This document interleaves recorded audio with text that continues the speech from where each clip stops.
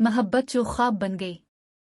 अलैही एक नौजवान, दिलकश और पुरज़्म टीचर थी जिसे अपनी क्लास के हर तालिब इल्म से बेहद मोहब्बत थी।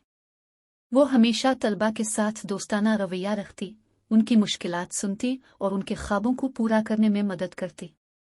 अहमद, इसके शागिर्दों में से एक, अपनी खामोश तबीयत और गहरी आंखों के साथ मुनफरिद था।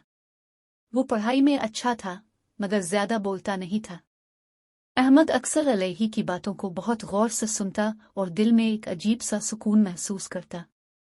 इससे ये महसूस होने लगा कि इसके दिल में अलैही के लिए एक खास जगह बन चुकी है, मगर वो जानता था कि यह मोहब्बत मुमकिन नहीं। खामोश जज्बात। अलैही को अहमद की नज़रों में कुछ खास नजर आता था, लेकिन वो इसे उस्ताद और शागिर्द के रिश्ते की हदों में देखती रही। वो हमेशा अहमद की हौसला अफजाई करती और कहती, तुम्हारी मंजिल बहुत ऊंची है, ख्वाबों को कभी मत छोड़ना।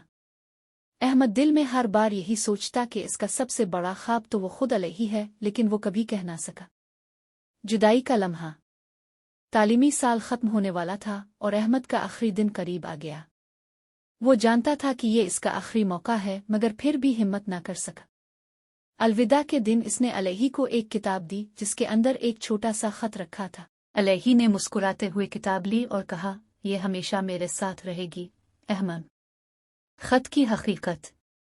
जब अलैही घर पहुंची और खत खोला तो आंखों में आंसू आ गए।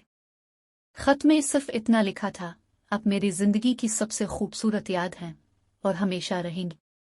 शुक्रिया। इख्तिताम। अलैही ने खत पढ़कर मुस्करा दिया, आंखें भीग गई, मगर दिल में एक सुकून सा था।